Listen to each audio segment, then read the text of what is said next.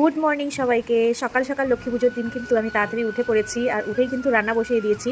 গুড়িয়া এবং আমার বাবা খাবে। আর আজকে দেখো লক্ষ্মী পূজার এই ওয়েদারটা দেখো তোমরা সবাই, চারিদিকে বৃষ্টি হচ্ছে আর ঠান্ডাও কিন্তু পড়ে গেছে। তো যাই হোক, এখন কিন্তু রান্না কমপ্লিট করে নিয়ে এখন আমি স্নানের যাব, আর তারপরে কিন্তু পুজোর ঘরে ঢুকবো আর সব কিছুই তোমাদেরকে দেখাবো। স্নান পুজো কমপ্লিট করে পায়ে পরে নিলাম আলতা। মামা তুমি কি করছো? এই যে লক্ষ্মী পুজোর সব কিছু আয়োজন করছি, আর এখানেই দেখো, এখানে এই যে আলপনা দিয়েছি আমি কিন্তু খুব ভালো আলপনা দিতে পারি না, তো যেরকম পেরেছি সেরকম ভাবেই করেছি। আর গুড়িয়া তোমাদেরকে দেখাচ্ছি কিভাবে আলপনা দিয়েছি। আগিয়ে যাও, মন্দিরের সামনে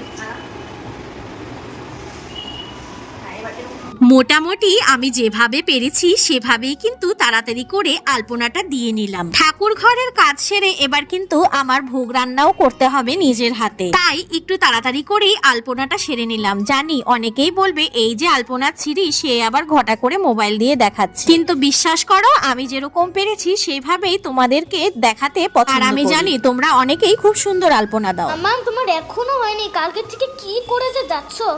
আর বলিস না, জানিসই তো বাড়িতে ছোট মোটো পুজো করলে কতটা মানে সবকিছু নিয়ম নিষ্ঠাভাবে করতে হয়। এই যে আলপনা দেওয়া তো আমার হয়ে গেছে, আর এই যে এখন কিন্তু আমি পুষ্পপত্রটা গুছিয়ে নিচ্ছি। এই যে বেলপাতা, এই বেলপাতাগুলো সবকিছু ঠিকঠাক করে রাখছি। এই যে পুজোর ফুল আর কি কি করি সবকিছুই তোমাদেরকে দেখাবো। টাটা।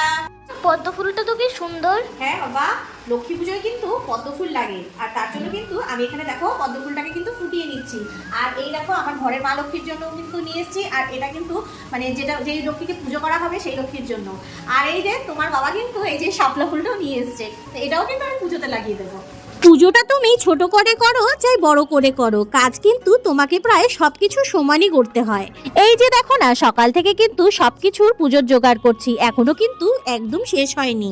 আলপনা দিয়ে পুষ্পপত্র সাজিয়ে এবার আমি কিন্তু নারকেল বউকে বৌলক্ষ্মী রূপে সাজিয়ে দিলাম। আর এই লক্ষ্মী পুজোর দিন আমাদের বাড়িতে কিন্তু মূর্তি পুজো হয় না, এইভাবে বৌলক্ষ্মীকেই পুজো করা হয়।